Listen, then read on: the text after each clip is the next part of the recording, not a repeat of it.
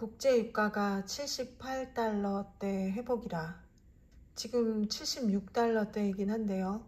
13시간 전 뉴스이니까 이 기사는 본래 80달러를 찍었을 때랑 관련이 있는 기사로 보이는데요.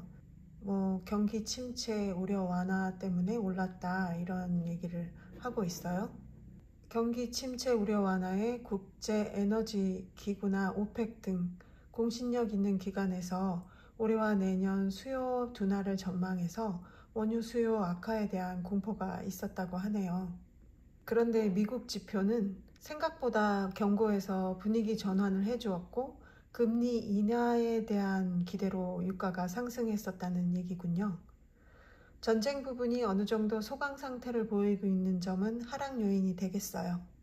이처럼 경제 연착륙 기대를 얘기하고 있는데 현재 76달러대로 내려앉았다. 좀 더 나은 정보를 찾아봐야겠네요. investing.com에서 기사를 조금 찾아보았는데요.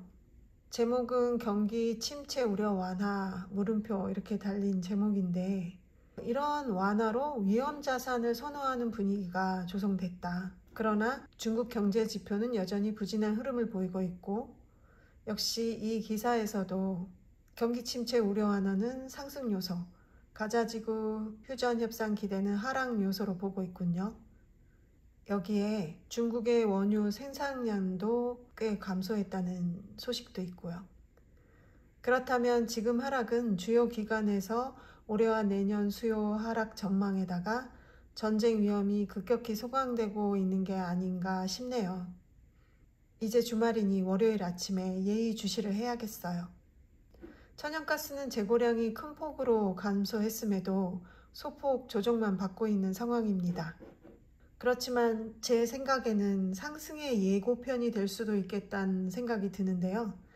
생산 감소 소식은 지난주에 들렸었고, 그런데 재고량도 대폭 감소했다고 하는데 그래도 재고가 작년에 비해 높은 수준이다 라고 하는데요. 조금 해석하기가 어렵죠. 그 다음 기사는 파이퍼 샌들러 천연가스 가격 전망이 어두워짐에 따라 CNX 리소스 주식 등급 하향 조정을 했다, 이런 기사가 있는데요. 이 기사는 천연가스에는 안 좋은 소식이죠. 가격 기대치 전망이 4달러에서 3.25달러로 낮아졌으니 말이죠. 기사를 자세히 읽어봤는데 자세한 근거는 다루지 않고 있었어요.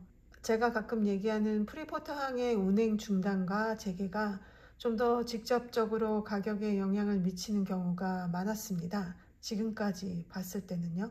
그들의 운행 중단에는 특별한 이유가 없는 경우가 많았다는 사실을 오늘 알게 됐어요. 그래서 사업 본업보다 천연가스 선물로 돈을 더 벌었을 거라는 소문도 있다고 하네요. 그리고 앞으로 다가올 북미의 허리케인류들은 올 여름 역대급으로 더웠던 날씨 탓에 더 많이 올 것으로 전망하고 있다고 합니다. 그들에 의해 피해를 입었을 때는 피크를 치다가 그걸 이유로 수요가 줄어서 하락할 것이라는 말을 들었는데요. 잘 이해가 가지는 않았어요. 이걸 잘 기억해 뒀다가 관찰해 봐야겠죠. 아무튼 가격에 영향은 없었지만 재고가 큰 폭으로 줄었다는 건 의미가 있는 경우가 아닐까 싶어요. 지금부터 10월까지는 재고가 늘어야 정상인 시즌이니까요. 천연가스는 소폭 오르고 있는 모습인데요. 차트로 봐도 완연하게 고개를 들고 있는 모습으로 보이네요. 그리고 이렇게 크게 재고가 준 경우는 제가 처음 봅니다. 제 기억상으로는요. 역시 월요일날 상황을 잘 체크해 봐야겠어요. 뉴스에서는 재고 감소 영향이 없었다고 했는데 그래도 조금은 약간 올랐죠? 이 정도면 월요일날 마지막 3차 매수로 진입해도 되지 싶긴 한데 프리포트항 눈치를 봐야 하는 걸까요? 중단하면 보통 몇 개월은 가던데 프리포트항이 중단하면 가격이 꽤 좀 하락을 하죠. 그리고 WTI는 보초병 정도 금액으로 매수 들어갈 때마다 번번이 최저점이라서 수익이 나면서도 아쉬움이 매번 남았었는데 말이죠. 이번에도 그럴지 모르겠네요.